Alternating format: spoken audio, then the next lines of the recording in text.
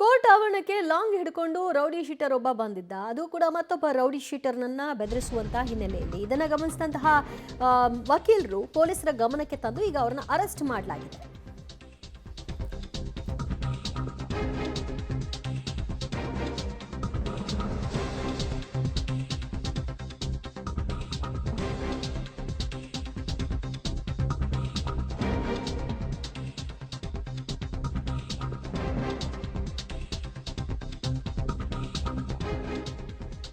Court ಆವರಣಕ್ಕೆ long ಅನ್ನ rowdy sheeter ಒಬ್ಬ ತಂದಿದ್ದ. ಕಾರ್ನಲ್ಲಿ ಲಾಂಗ್ ಇಟ್ಕೊಂಡು ಬಂದಿದ್ದಂತಹ ಗ್ಯಾಂಗ್ ರೌಡಿ ಶೀಟರ್ ಒಬ್ಬನಿಗೆ ಬೆದರಿಕೆ ಹಾಕಿದಂತಹ ಆರೋಪವೂ ಕೂಡ ಈ ಇಬ್ಬರ ವಿರುದ್ಧ ಇದ್ದು ಇಬ್ಬರನ್ನ ಬಂಧನಕ್ಕೆ ಒಳಪಡಿಸಲಾಗಿದೆ. ರಾಮನಗರದ ಜಿಲ್ಲಾ ನ್ಯಾಯಾಲಯದ ಆವರಣದಲ್ಲಿ ಕಂಡು ಬಂದಂತಹ ದೃಶ್ಯ ಇದು.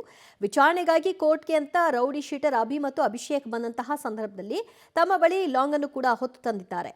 ರೌಡಿ ಶೀಟರ್ ಉದಯ್ಗೆ ಲಾಂಗ್ ಅನ್ನ ತೋರಿಸಿ ಬೆದರಿಸಿದ್ದಾನೆ ಅಭಿ ಅನ್ನೋದು ಗೊತ್ತಾಗಿದೆ. ವಕೀಲರೊಬ್ಬರು ಇದನ್ನ ಗಮನಿಸಿ ಪೊಲೀಸರಿಗೆ ಮಾಹಿತಿಯನ್ನ ತಿಳಿಸಿದ ಕೂಡಲೇ ಐಜೂರು ಪೊಲೀಸರು ಕಾರನ್ನು ಮತ್ತು ರೌಡಿ ಶೀಟರ್ಗಳನ್ನ ವಶಕ್ಕೆ ಪಡೆಯುವಂತಹ ಕೆಲಸವನ್ನ ಮಾಡಿದ್ದಾರೆ. ಮತ್ತಷ್ಟು ಮಾಹಿತಿ ಪಡೆಯೋಣ ನಮ್ಮ ಪ್ರತಿನಿಧಿ ವಿನಯರಿಂದ. ವಿನಯ್, ಕೋರ್ಟ್ ಆವರಣಕ್ಕೆ ಲಾಂಗ್ ತಂದು ಅದನ್ನ ಬಹಿರಂಗವಾಗಿ ಪ್ರದರ್ಶನ ಮಾಡಿದ್ದ, ಹೇಗಿತ್ತು ಆ ಸಿಚುವೇಶನ್? ದಿವ್ಯಾ, ಕೋರ್ಟ್ ಆವರಣಕ್ಕೆ ರೌಡಿ ಶೀಟರ್ಗಳಿಬ್ಬರು ಲಾಂಗ್ ಅನ್ನ ತಂದು ಮತ್ತೊಬ್ಬ ರೌಡಿ ಶೀಟರ್ಗೆ ಬೆದರಿಕೆ ಹಾಕಿರುವಂತಹ ಘಟನೆ ರಾಮನಗರದ ಜಿಲ್ಲಾ ನ್ಯಾಯಾಲಯದ ಆವರಣದಲ್ಲಿ ನಡೆದಿರುವಂತದ್ದು. ವಿಚಾರಣೆ ಒಂದು ಸಂಬಂಧವಾಗಿ ಜಾಲ್ಮಂಗ್ಲದ ರೌಡಿ ಶೀಟರ್ ಅಭಿ ಹಾಗೂ ಮತ್ತೊಬ್ಬ ರೌಡಿ ಶೀಟರ್ ಅಭಿಷೇಕ್ ಎಂಬುವರು ಬಂದಿದ್ರು. ಈ ವೇಳೆ ತನಗೆ ಎದುರಾದಂತಹ ಉದಯ್ ಎಂಬ ರೌಡಿ ಶೀಟರ್ ಏನಿದ್ದಾನೆ ಆತನಿಗೆ ಕಾರ್ನಲ್ಲಿದ್ದಂತಹ ಲಾಂಗ್ ಅನ್ನ ತೋರಿಸಿ ನಿನಗೆ ಕೊಲೆಯನ್ನ ಮಾಡ್ತೇನೆ ಅಂತ ಒಂದು ಬೆದರಿಕೆಯನ್ನ ಕೂಡ ಹಾಕಿದ್ದ. ಕೂಡಲೇ ಇದನ್ನ ಗಮನಿಸಿದಂತ ವಕೀಲರೊಬ್ಬರು ಒಂದು ಪೊಲೀಸರಿಗೆ ಮಾಹಿತಿಯನ್ನ ನೀಡಿದ್ದಾರೆ. ಸ್ಥಳಕ್ಕೆ ಐಜೂರು ಪೊಲೀಸರು ಭೇಟಿ ನೀಡಿ ಆ ಇಬ್ಬರು ರೌಡಿ ಶೀಟರ್ಗಳನ್ನು ಕೂಡ ವಶಕ್ಕೆ ಪಡೆದು ಕಾರು ಹಾಗೂ ಮಾರಕಾಸ್ತ್ರವನ್ನ ವಶಕ್ಕೆ ಪಡೆದಿದ್ದಾರೆ.